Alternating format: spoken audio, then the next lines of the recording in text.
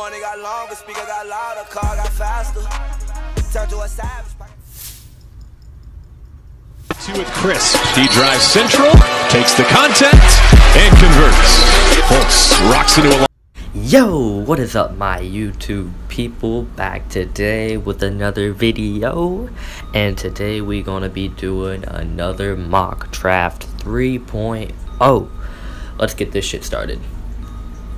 Like always, in every draft that I'm gonna produce, I'm going to have Markelle Fultz going to the Celtics. Easy choice. It's a no-brainer basically, unless they trade the pick, which is a maybe. But the Celtics do need a backup guard. Not really, they need a big, but this is an obvious pick here. He's the best player in this draft by far. He averaged 25, 5, and 5. There's no arguing it. Maybe Lonzo Ball, maybe Josh Jackson, but Markelle's by far the best player in my opinion, and he is going to the Celtics most likely.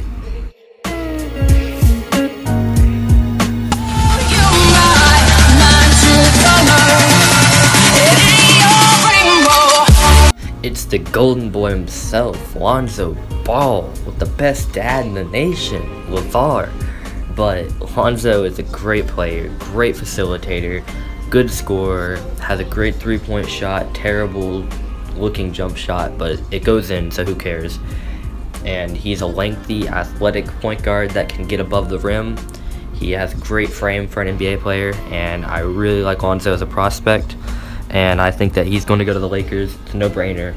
These two picks are pretty obvious, and there's not much to argue. He's the hometown kid. He is a natural point that can help D'Angelo play off ball. He's going to help in the fast break with Julius Randle, Larry Nance, Brandon Ingram. They're all going to do great on this fast break. He can help Ivica Zubac, I think his name is, the center that they drafted last year in the second round.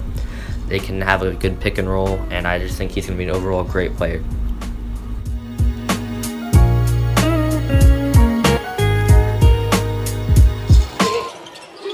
Nice look. Alright, this is where my mock draft kind of differs from other people's. For this pick right here, I have Josh Jackson going third, which is most likely going to happen no matter what scenario. But the thing is, I have the Kings trading up for Josh Jackson and giving up their first round pick next year and their first round pick this year, but the 10th pick. So I have the Kings drafting Josh Jackson, and I think this would be a great pickup for them. It adds depth to their wing position, which is basically non-existent. It helps out Buddy Hield, and it helps out the shooting guard that I have them drafting later in the draft. And I think that these three can be a great three little combo that could help them develop and grow for the future with Scalabissiere and all those other guys, Georgios Papagiannis, I think is his name, and all those other guys that they've drafted in recent years. And I think this could be a great foundation for them going forward.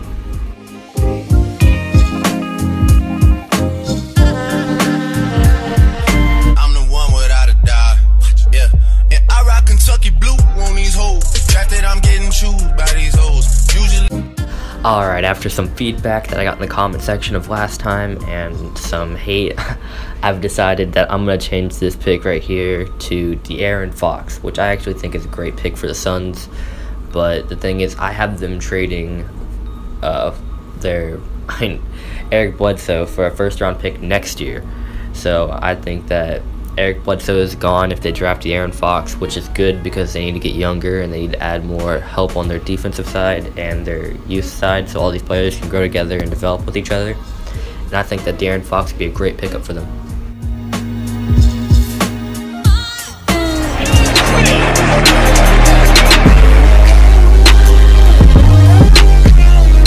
And since I had the Kings keeping their 5th pick and trading up to the 3rd pick, they are taking Dennis Smith right here with their 5th selection in this draft, and I think this is another great pick by them. I think that they're definitely hitting that nail right on the head, the hammer, and this is just going to be a great pickup for them. He's going to be a great isolation player, great fast break player. Him, Buddy Hield, and Josh Jackson can just have this 3-guard kind of rotation that can just build for the future. And I think that they can do really well with this core players. and this is just a great start to a franchise that has been terrible in recent years. And the Kings would be lucky if they could have this scenario, but I doubt they'll do that. They'll probably pick someone that's not worthy of this pick, but in this draft, I have the Kings doing something right.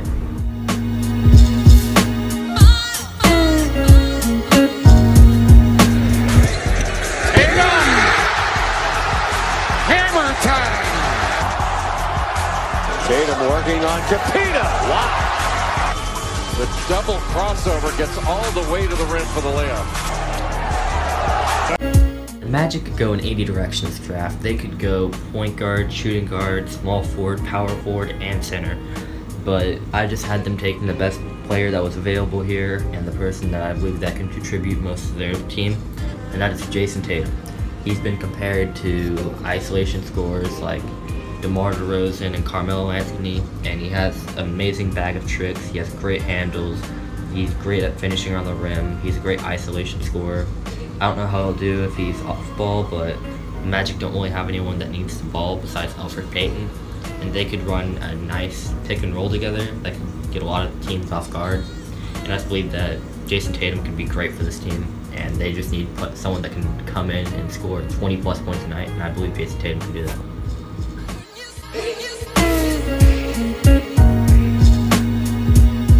I go get it high, live it, talk shit, yeah, nigga talk is all the memory. The chopper hit, talk shit, walk quick. I'm sorry guys, but I had to mock Jonathan Isaac to the Timberwolves again. It's the third time I've done it. It's just so easy to mock. They need someone that's versatile, can play defense, can do a lot of things. That they need like a dirty, like a Draymond Green kind of player. I'm not saying that's what Jonathan Isaac is. He just does a lot of things very well, and he doesn't do one thing well. And I believe that the Timberwolves just need that to get past this hump. They have Chris Dunn, Zach LaVine, Andrew Wiggins, Karl Anthony Towns, Gorgie Dang. They have all these pieces, but they have no one to connect it all together. So I believe that Jonathan Isaac can be the glue that will stick this team together.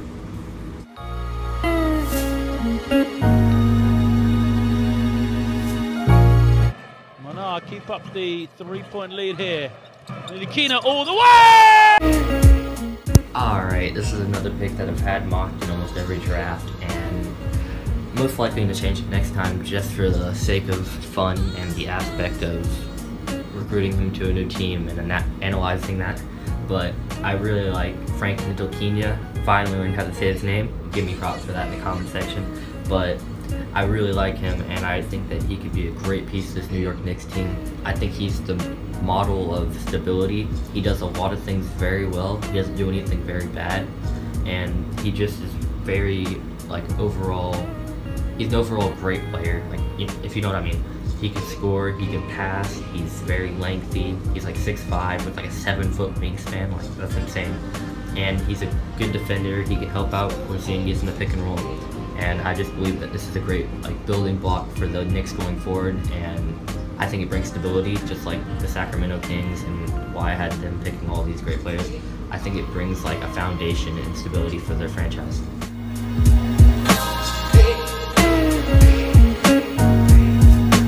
Over the top, down. This pick is so easy. It's just another Dirk. Lauri Markkaen. It's just another Dirk Nowitzki, and I believe Dirk, if he stays the next year, could help mentor him.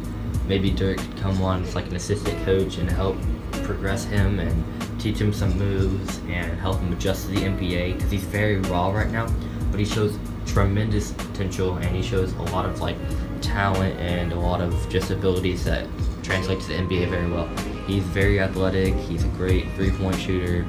He is very versatile, and he can do a lot of things well. He needs to improve on the defensive side, but that comes with time and development and just getting used to the NBA. But I think he could be a Kristaps Porzingis-esque player, and he even kind of looks like Kristaps Porzingis. He's going to be in between Dragon Bender and Kristaps Porzingis, like I've said in previous videos. But I really like this pick, and I really like him going to the Mavericks. I think it can really help him in the future.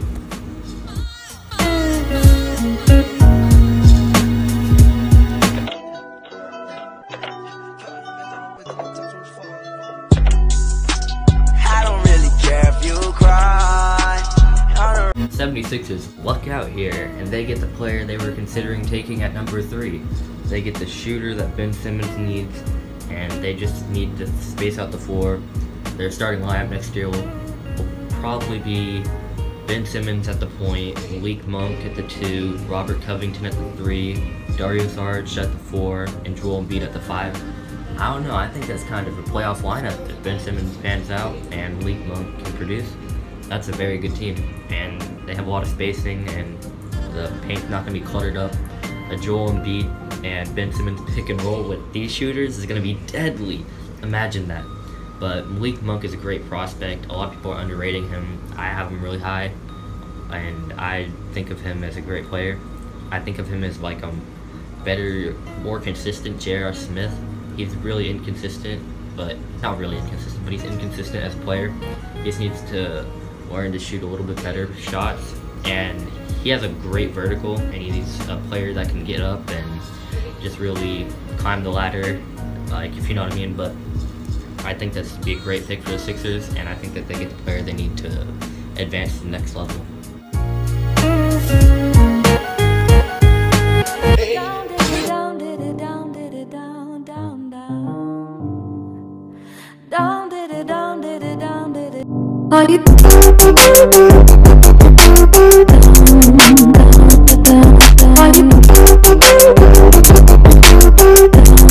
Cody Zeller performed pretty decently last year, but I don't know how he's going to go towards the future. I don't know if he's going to be as productive. I don't know if his offensive game will develop. And they just need another big. Frank Kaminsky showed some signs last year, but still, they need to just keep drafting bigs till one actually pans out and is a bona fide center that can actually score 15 and 10 a night. And I think that Zach Collins has a very good chance of doing that. I really like him as a prospect. I think that he can be a great player, and he showed a lot of like, what's the word for it? He showed a lot of like build up and just like gradual improvement last year at Gonzaga, and I think that he could just keep improving in the NBA, and he could just be one of these centers that goes along with this like carousel of centers that the Hornets like to play, and I think that he'd be really good for the Hornets coming into the future and now.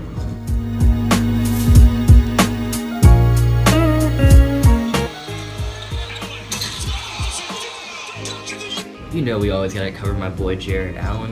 He's a lottery pick in this draft, and I really think he should be. I think he would start rising up boards about now, about this time, when we get closer to the draft process, because teams really need to realize that he is a great overall player and that he can contribute a lot to their teams. He's great at like moving around the floor. He has a lot of lateral quickness and speed to him. He is a good post scorer. He improved a lot during his time at Texas. He is spreading his mid-range game out. I know I've said this all before, but he spread his mid-range game out, and he's done a lot of like progressing.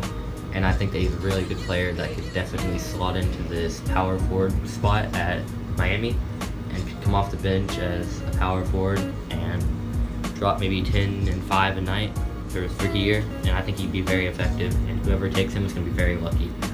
Alright, that concludes my mock draft 3.0. Subscribe if you want to see my mock draft 4.0, which will be coming out next week, and